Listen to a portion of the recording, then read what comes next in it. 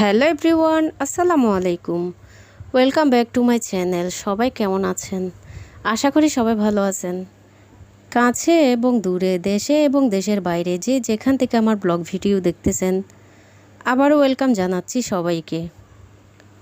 সব সময়ের মতো আমি আজও আরও একটি ডেইলি ব্লগ আপনাদের সাথে শেয়ার করতেছি। আশা করি সবাই শেষ পর্যন্ত আমার সাথেই থাকবেন। সব সময়ের মতো আমি আজও বলি, যারা যারা এখনও আমার চ্যানেলটিকে সাবস্ক্রাইব করেননি, সাবস্ক্রাইব করে আমার পাশে থাকবেন প্লিজ। আর যারা করেই ফেলেছেন তাদেরকে অসংখ্য ধন্যবাদ। আর যারা আমার পেজে দেখতেছেন, আমার পেজটিকে ফলো করে রাখবেন। আর লাইক, কমেন্ট, শেয়ার করতে ভুলবেন না প্লিজ। সবাই বেশি বেশি করে শেয়ার করবেন, আমার পাশেই থাকবেন। আজ আমি দুপুরের জন্য গরুর মাংস রান্না করতেছি। সব সময় আমি গরুর মাংস প্রেশার কুকারে রান্না করি। আজ হচ্ছে আমি প্রেশার কুকারে রান্না করতেছি না। আমার হাজব্যান্ড অবশ্যই হাঁড়িতে রান্না করলে গরুর মাংস পছন্দ করে, তাই আজ হচ্ছে গরুর মাংস আমি হাঁড়িতে রান্না করতেছি আর প্রেশার কুকারে রান্না করতেছি না। আমার অবশ্য প্রেশার কুকারে রান্না করলে ভালো লাগে হাঁড়ির চাইতে এরকম। তো আমি নর্মালভাবে সবসময় যেভাবে রান্না করি সেভাবে রান্না করতেছি। কারা কারা আমার মতো গরুর মাংস প্রেশার কুকারে রান্না করতে পছন্দ করেন আমাকে কমেন্টে জানাবেন আর কি। তো আসলে প্রেশার কুকারে রান্না করলে গরুর মাংসগুলো সফট হয়, খেতেও খুবই ভালো লাগে।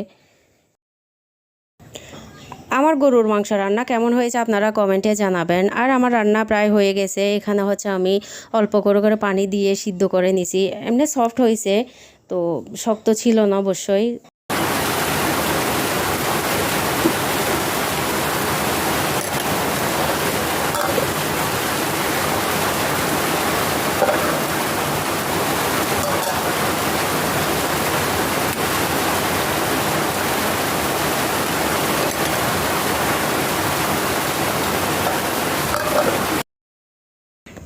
দুপুরে রান্না কমপ্লিট। রান্না করতে করতে আসলে অনেক গরম লাগতেছে।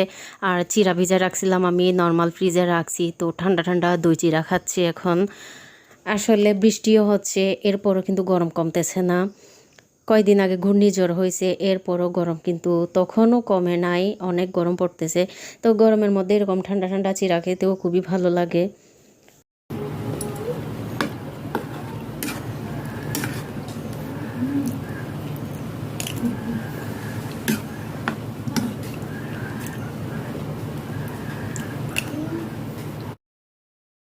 দুপুরের খাবার সময় হয়ে গেছে, এখন হচ্ছে আমরা দুপুরের খাবার খেয়ে নিচ্ছি।